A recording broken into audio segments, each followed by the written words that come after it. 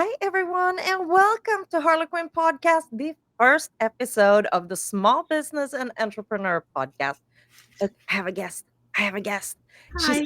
actually a good friend of mine. Hi, Tori. Hello, how are you this I'm, morning? I'm good. How are you? And thank you for joining me. Thank you for having me. It's been good. I had some of your tea for my morning tea this morning, so started off the day good. There you go. Always good. Always good. Thank you for that plot as well. So, as I said, Tori and I have known each other for 10 years. At least, yeah. That's Probably. about how long I've been in Texas. Yeah, probably. And we started to get to know each other when I worked in animal control a long time ago. Hmm. And you were volunteering there. And already back then, um, you painted. Like you painted the dogs in the shelter, I remember. And we posted those online to help getting them adopted. You have also I should have taken them down and put with me here, but I didn't. I'll put pictures up on the blog of the paintings you've done on my dogs that I gave to my mom, or it was actually my mom's dogs. So you are a visual artist.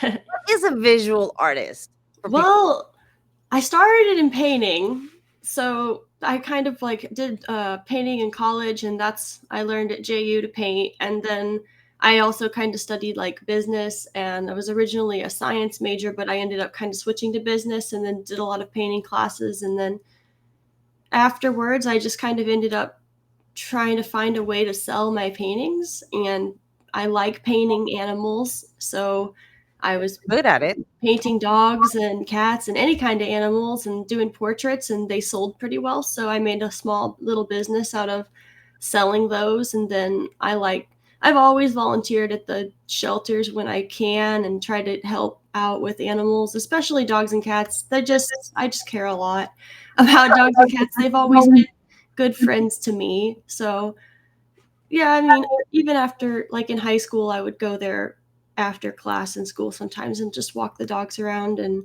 so like I was already painting and I was trying to practice, so it was just an easy thing to do, and to paint the shelter pets. And then like I'm pretty sure, I think we gave the paintings away with them, didn't we, when they were adopted? I think I so. feel like it was a long time ago.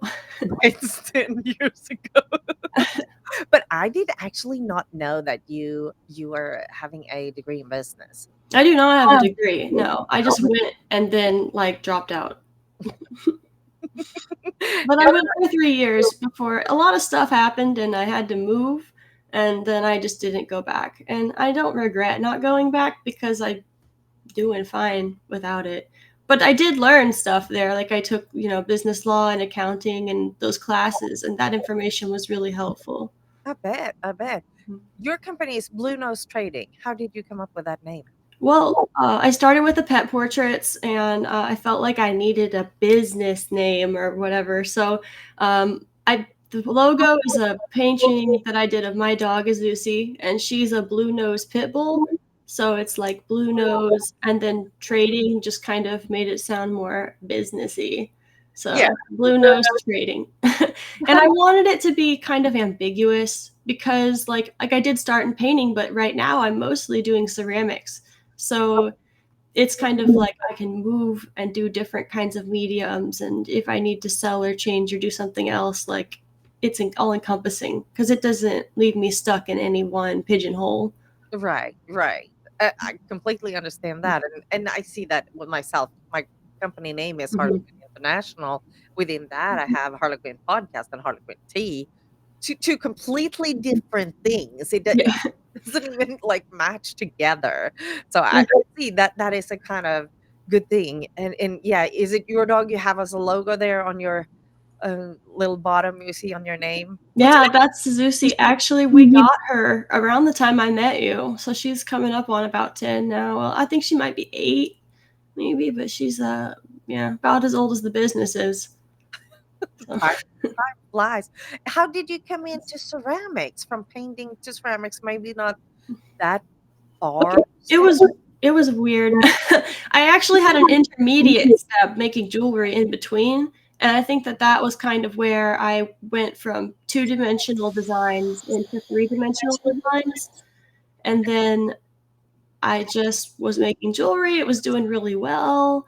And then I was like, I want to work in clay. I don't know. The universe just put an idea in my head, and I was like, I want to work in clay. So I started like watching a lot of YouTube videos about clay and people throwing on the wheel and all kinds of stuff. And uh, then like I didn't have any access and I'd never done it before, but like I found a wheel on eBay like a couple weeks later, and it was actually up the road in Royce City.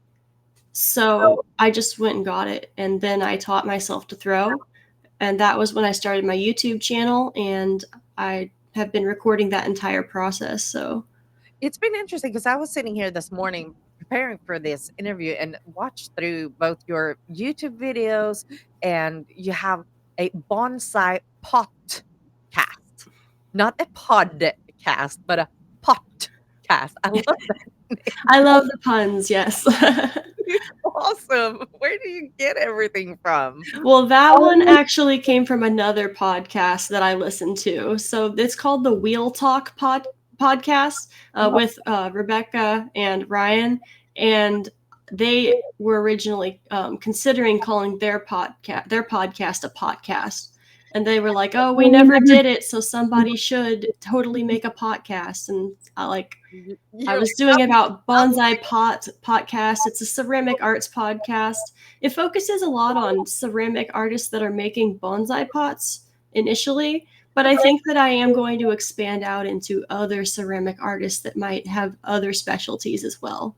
and what is special with bonsai ceramic things? Like, I know the bonsai tree, but what Yeah. else? I don't know anything more than the bonsai tree because I lived in Singapore for a while, but Yeah, so a bonsai is a tree and a tray. So as an art form, it's both the tree and the container that the tree is in.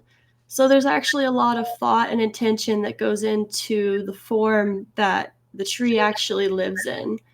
And there's actually an entire like little tiny community of ceramic artists within the ceramic artist community that make these forms for these trees. And it's like an art form. do you have to make them in a special way compared to other pots and things? Sort of. I mean, they need to be able to withstand outdoor temperatures. So that's a consideration craft wise. They have to be able to freeze and thaw because most trees have to live outside. And that's kind of what the whole podcast is about, is discussing as far as like design and intention and choices. There are classical traditional choices that describe and explain how a tree should be, or not how what a tree should be planted in and what the pot should look like. But then there's also more contemporary artists who are expanding on that form and saying, well, what if we took it different directions? Or what if we changed the colors or the shapes, and kind of breaking down and reshaping that form and reworking an entire niche genre of art? See how much we learn. I had no clue. For me, bonsai is just this kind of interesting tree, as you say, in a pot. We've Yeah. always had, and I remember, because we're talking art here, my grandparents had a glass bonsai. Ooh, Yeah, it was beautiful. I bet it's in some box somewhere in my garage still. I think we still have it. nice. But it was really, I remember it because it was so colorful, and my grandmother was really, really careful about this bonsai tree because it was in glass, of course. Mhm. If that ends up on the floor, it wasn't a bonsai tree anymore, I'll tell you that. So what else do you like to do in ceramics? You've made Harlequin tea mugs for me, which I love. I only have one left, and Oh, good. it's dirty because I drank. It's your mug. One of them was supposed to be for you. Well, it is mine. Okay. So what else do you do in ceramics? I really like to make mugs and cups and planters and bonsai pots, and that's kind of it right now. And there's a lot to explore within that in general, but those are the general shapes and functional shapes that I'm making. But within ceramics, I like making glazes. So the colors that go on the outside of the pots, they're not like paint. They're actually a chemical reaction of chemistry. You actually mix a lot of powders together that are different minerals. They're not like dangerous. They're just powders, like different feldspars and oxides like iron and copper and uh, silica and quartz, and they're just finely ground powders, and you mix them all together. And there's a whole science to it that we won't get too deep into, but it's a chemistry science, and that makes the effects and the colors that come out onto the outsides of the pots. It determines if it's shiny, if it's matte, if it's opaque, if it's glossy. It determines what color it is. All those little subtle variations where the glaze moves or causes flecks or grows crystals, you can control all of that using chemistry, and I really love that part of it. So I do a lot of glaze work. That's pretty cool. I had no clue about that either. I'm not an artist. No, I can barely it's just do a craft craft. space. Well well, have you learned all this yourself kindly by YouTubing it? Um, well, I've done a lot. I've learned a lot of it from YouTube, and then I've also taken some recommendations on some books. So I do read a lot, like more than probably most people, and so I read a lot of books on it and watched a lot of videos, and I did take a couple classes. I took a few classes at the Creative Arts Center of Dallas, just to kind of work on craft. And then I took a couple classes at the Richland College of the Dallas College Network, the Thunder Ducks. And I took a few classes up there, not degree seeking, just kind of taking, college ceramics and then working among peers in an academic setting, just to kind of see. I didn't learn much about chemistry from any of that. I pretty much taught myself most of that using resources online. The ceramic materials workshop is a great resource for that if there's any random person who like somehow finds this and wants to learn glaze chemistry. I feel Oh, you never know. You I have know, you really don't. It's just a weird, really niche. It's like you take a niche and then you get smaller and smaller and smaller until you're like making glaze.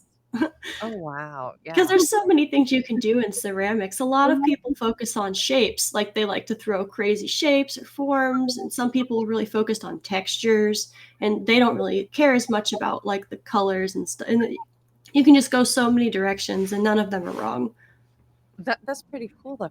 But how have you, in the form of, you started with painting, you went over to jewelry and now ceramics. How have you, in that way, the business has grown, but how have you been able to promote yourself in three different art types, if I say it that way? I kind of don't. I mostly just push ceramics right now, and like I push what I'm interested in, and I'm not even like pushing. I just share what I'm currently working on. As far as pet portraits, I don't really advertise them anymore. People just see them and then stumble upon them, or I have a lot of clients like yourself who just every few years they come and get one. So it's You get a new job, yeah, you need a new new yeah, exactly. So that's just kind of, it just goes passively. I'm not pushing it because that's not where my current interest lies, but I'm not cutting it out because I like doing it every once in a while. It's nice to sit down and paint a dog every so often. But I think that if I was doing it and pushing it and promoting it and doing it too much, since it's not what I'm super interested in right now, I think it would burn me out. True. So I'm pushing my ceramics and sharing that because right now I'm interested and I have a lot of energy there, so it doesn't burn me out to make it. But also it's like the jewelry. I designed that entire line of jewelry and I really love those pieces. So what I did is I just made them made to order and put them on my website.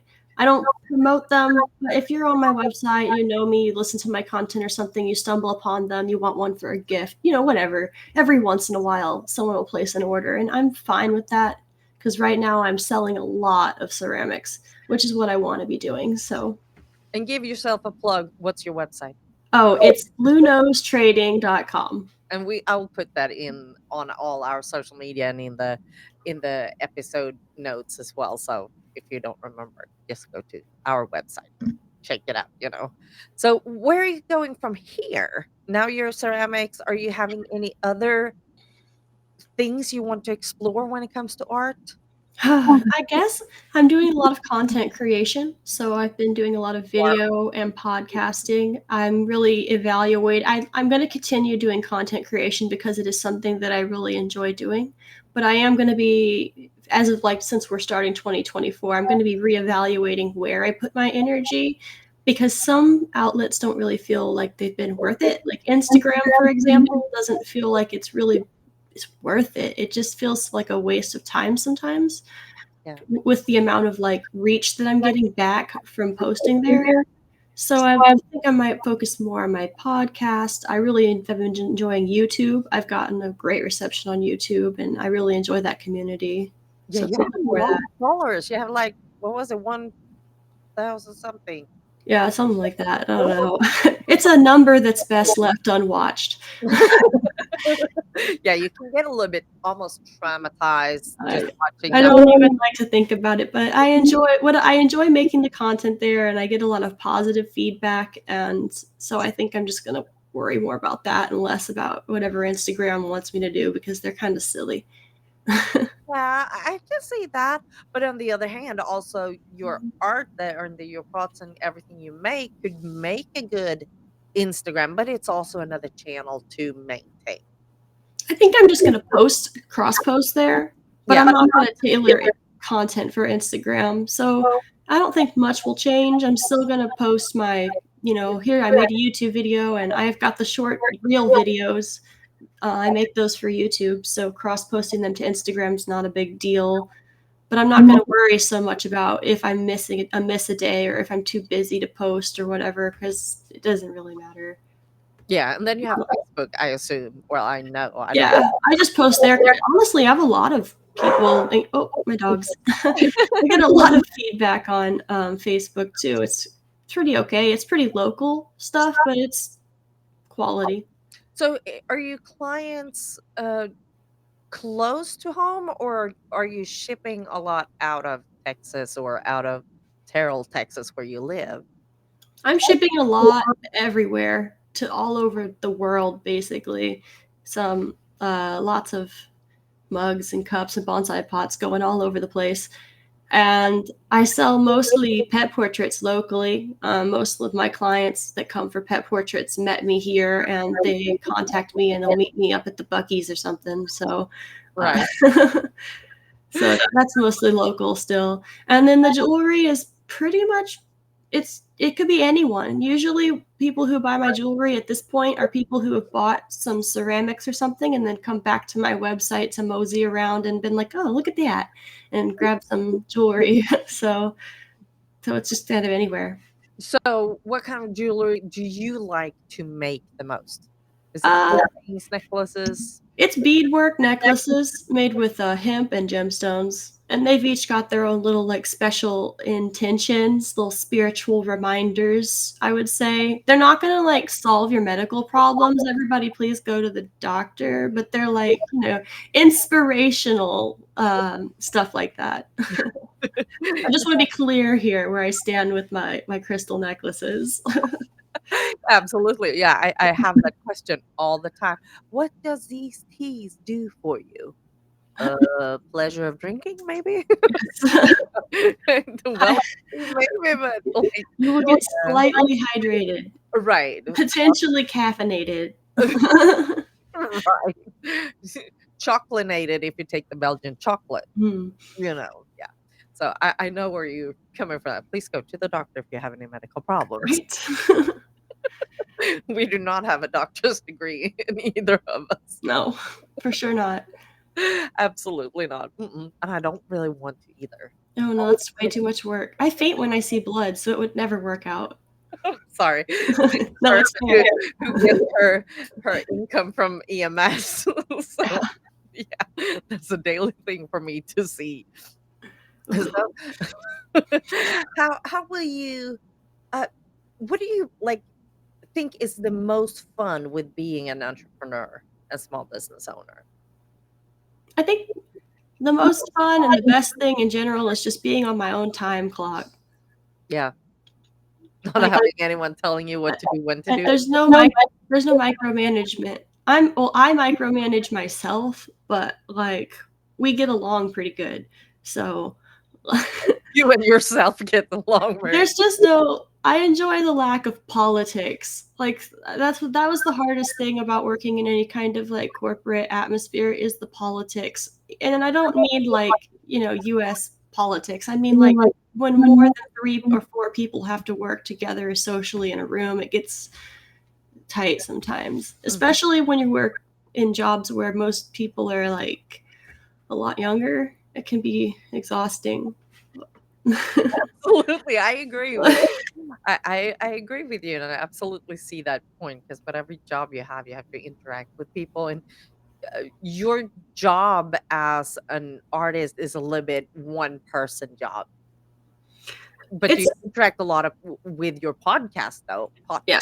Podcast, you have a lot of guests uh, Yes. on I that. mean, I don't want to hide away in a hole necessarily. So I do, the podcast and the social media to reach out, but it's good to be able to choose the community that you're working in. Um, The positive just, influences. just, yeah, just like you choose your job, you choose the job and you choose the office, you choose the store, whatever it is that you're working in, you have to choose that community. And I don't know, I like this community that I work in. Like, I have my consigners and I have my, people I do work with, like yourself, and make some mugs for you sometimes, and have consignment shops. And it's like they're my coworkers, but we're really level with each other. But I do work with people still. Yeah. It can't be an island. So, like, When you work with people, you won't get your products out, you won't get a sell, and you won't get an income. So it's got to be in one way or the other, right? Has mhm. it been hard for you to get out there at all, or has it come pretty natural? Because you're really, really good at what you're doing. Oh, thanks. Really It's good at what challenging. I feel like I know what to do, but it's really hard to build up the amount of audacity and confidence sometimes to just go forward and do it. And I do it, but that doesn't mean that I'm not afraid to do it every single time that I'm doing it. Like I'm terrified and don't know what's going on half the time. But I know that I have to do things, so I do them. what is your biggest fear? Uh, I guess social rejection. I guess like becoming one of those people that gets dragged all over the internet for whatever. So it's really hard to want to like be out there and host a podcast and do a YouTube channel when your biggest fear is like that you're gonna say something dumb. But most people are really nice, and I don't think that I'm a bad person. So I shouldn't say anything bad since I'm trying my best to be good. I think there are other people in this world and in this cyberspace, I would say, that say way worse things than you and I together can probably say in a lifetime.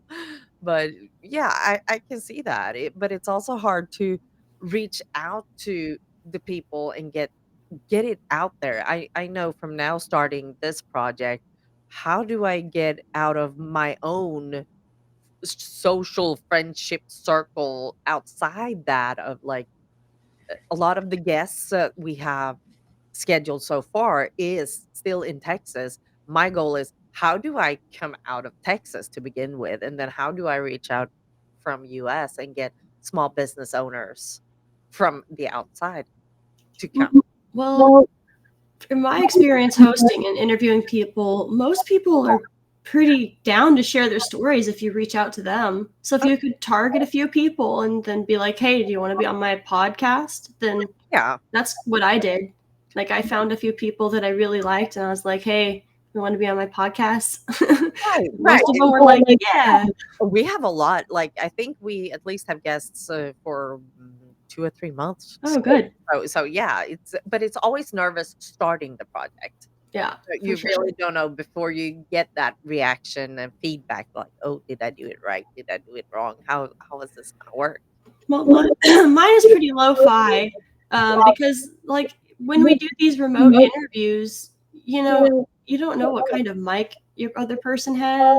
I've had people record with me on a cell phone using like the 4G. So some of them are pretty rough. Yeah.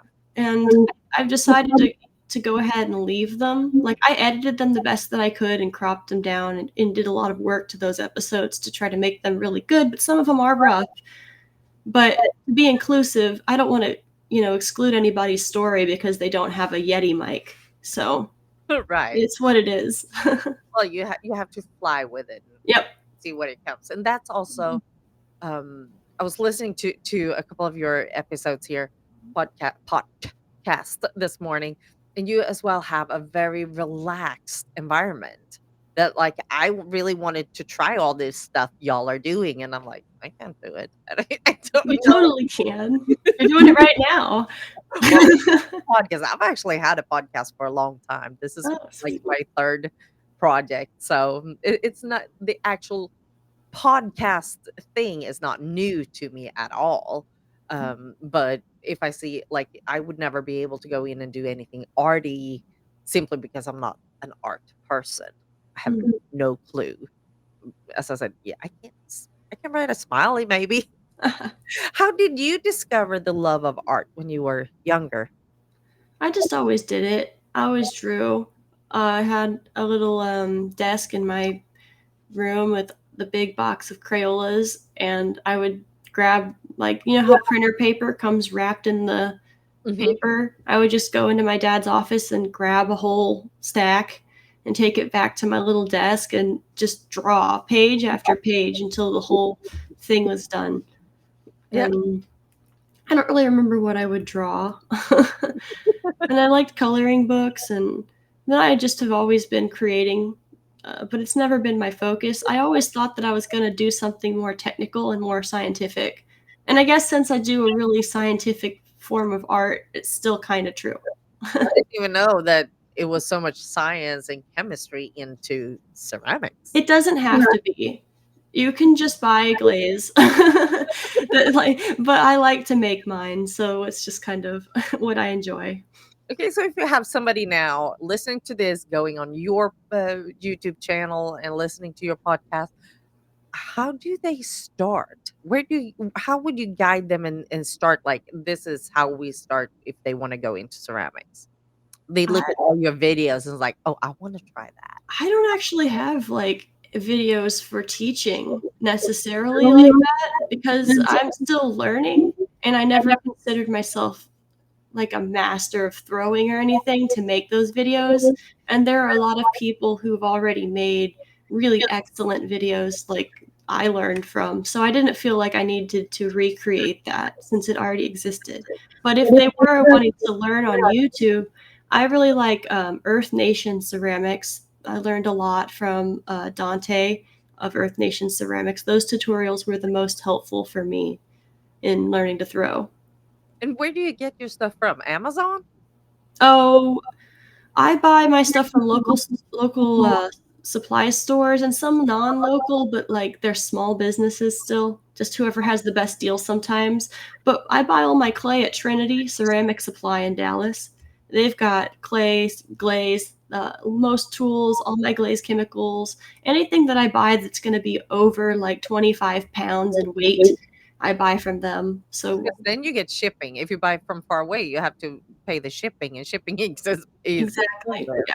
That's why I buy the heavy stuff from Trinity, which is the clay and the big bags of glaze chemicals and some stuff. And I always try to get my sponges and whatever else I get while I'm over there. But driving to Dallas and down all the way down to Trinity Ceramics, I forget, it's all the way over by Fort Worth almost.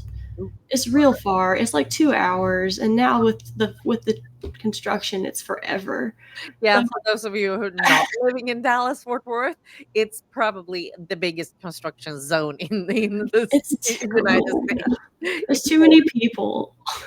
Yeah, traffic in DFW today is miserable. So So for that unfortunate reason, and because sometimes I can save a little bit of money, I do buy stuff online from like Kentucky Mud Works up in Kentucky. They're like a little small business, and from clayking.com. It's another little distributor. And so they, tools, random supplies, and stuff like that from them sometimes. yeah, do you like? I know, or I believe that you were out on markets and local events earlier, a couple of years ago. Are you doing anything of that today?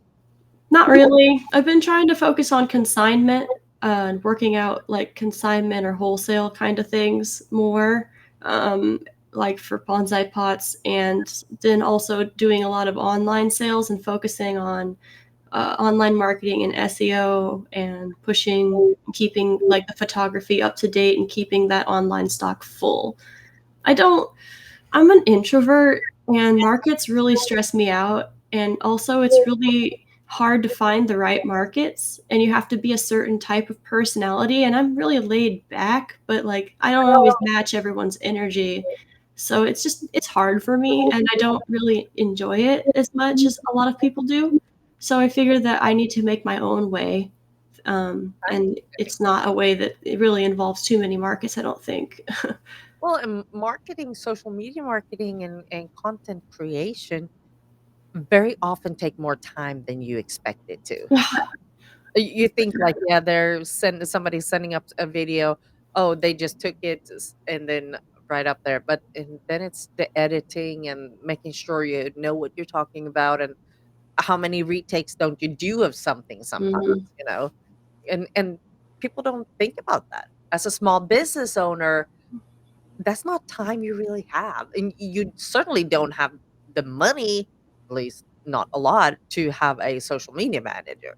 No, it's just me. Yeah. I'm all of it. Right. I'm the production of the entire line of pottery, like from start to finish, which is it's just a whole job on its own. And then also the photographer, the editor, the recorder, the scheduler, all of it. I do all of it. It's a multi-fashionable job to be an entrepreneur. What do you like the most of what you do today? You said the freedom and all that, but do you have anything where you just like, this is a part that I love the most? Is it the actual creation, or just coming up with new ideas of what you want to do? I think it's whenever I can throw my headphones on with my noise canceling headphones and put on a book and make a glass of tea and then just sit down and work. And I'm like, this is the best. This How do is, you get your ideas for everything you wanna do? What inspiration channels do you use? I'm really just intuitive, so I just don't ask. I just stay open to what I like, and I just try to notice what I notice, and then that's it. Like, I don't make it complicated. I try not to. I mean, sometimes it only gets complicated when you try to explain it. But Especially for somebody who doesn't know anything about it. it's just it's just that ideas come up, I just like it. I experiment a lot. I make a lot of tests, and then when I see something I like, I go, I like that. And sometimes I make like a lot of test tiles. They're like little tiny tiles with different tests of glazes that I'm making, and I'll see one, and maybe it'll be just the right kind of color and texture, and I'll be like, that would make a good bonsai pot, or that would make a good dragon. Like that would be a cool dragon color or something. Like, so sometimes ideas come from samples. What is a dragon? For me, dragon is like I mean, mine are kind of scary. Some of them look kind of friendly, but I do some sculptural work, some dragons on some bonsai pots. that's pretty cool though. Mhm. Any other animals you do? I've done a lot of jars, like fish and owls and different birds. That's right, I've seen your fishes earlier. The It's a couple of weeks ago I saw the last one, but those are cool though. little goldfish jars. Mhm. I was like, I like those. It's a well, how about plates and stuff like that? Are you No, exploring into that? there's What enough potters making dinnerware, and I don't wanna. If you make I feel like I made a lot of things in the beginning when I was first starting and doing markets, and I found that like just making a couple of things and making them really well is better for me. So like since I'm focusing on the glazes on the outside and that's where I'm putting most of my work and development, I'm mostly just making pretty simple forms that make my glazes look good and then making them really well. absolutely, and not having like, have 5 things that you do really well instead of 10 things you don't do all well Mhm. on that. Are there a lot of people making these bonsai pots? There's Quite a few, several hundred, but not like thousands, maybe thousands. I don't know, but like, not. It's very small community. It's not like a huge thing, but it is a Because it's beautiful. noteworthy and good community. Where do you find the tree to plant in the pot? Well, you can make it yourself. So you can go out and collect a tree and then train it to live in a pot, or you can grow one from seed and train it to live in a pot, or you can go. Well, I guess the best place would probably be online since we don't have any good like stores that sell trees here, but you can buy trees that people have grown and trained, and then you just take care of them. Things I didn't know. Any tree can be, well, almost any tree can be a bonsai tree. It's not a specific species of tree that's a bonsai. It's a way of keeping a tree. It's a horticultural practice. Oh, see? Wow. Did not know. Mhm. Because I was with the understanding that bonsai is also a species of tree. Mm-mm. Why do I have a podcast? I will be the very well Ask questions. That's why I have one. ask questions. Yes, absolutely. So where do you see yourself in 5 years? I don't know. Do you have any goals? Okay, let's I think after 2020, I stopped thinking like that. I'm just like day to day, like seize the day. How did COVID affect you, by the way? I don't think I wasn't personally affected by like tragedy like a lot of people were, so I'm thankful for that. But I did observe the world shift, and that of course changed the way that everybody thought about everything. So But business-wise, did it affect your business at all? not really, because I'd already kind of been doing it, and then like things got better, I guess, because people started shopping online. So we ended up selling a little bit more. But I feel like overall, I didn't have any kind of like it was it either made or break, like a make or break for me. It was just kind of neutral. I think most of the effects were reshaping like the global paradigm of thought, and then adjusting what that meant for me going forward with Yeah. everyone else thinking differently. It was a weird time. Yeah. Absolutely. So we're just entering 2024. Do you have any goals for this year? I'm looking for selectively looking to do a little bit more, get a few more consignment deals this year, some more niche, like, some people who sell my bonsai pots, and maybe if I can find shops for my sip top tumblers. I was thinking maybe some for that, but just kind of looking into stuff like that. And I'm gonna keep doing my podcast, and I'm the second vice president of the Dallas Bonsai Club now, so I guess I'm doing that. I don't know what that means, but we'll see. I'm doing that. And yeah, so I'm just gonna keep up with networking and making my content and working on my work and seeing where it goes. I have goals, but I mostly just take it one day at a time. Overall, my goals are that I want to make enough to pay for the entire house payment so that my husband can go part-time. Right? Absolutely. Because you gotta have some income. Do you find it hard to get the income you need? And how do you expect yourself to grow?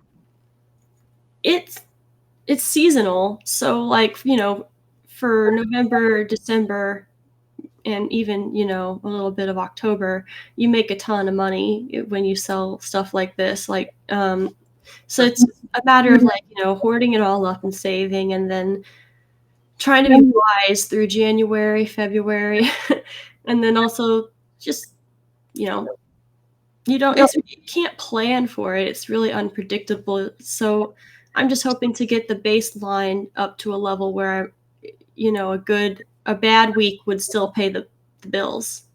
Like a bad month would still pay all the bills, and a good month would be really great. But that doesn't mean that every month is going to be great, because it's still going to be unpredictable. I would just like to raise my baseline, and I think I'm trying to do that through more consignment shops. So having my pieces and my work in more places without me having to be there, and then splitting consignment to give the sellers a fair deal for helping me sell my stuff, and then doing the online stuff, so I don't have to actually leave my studio, but I can do some direct sales, which is good.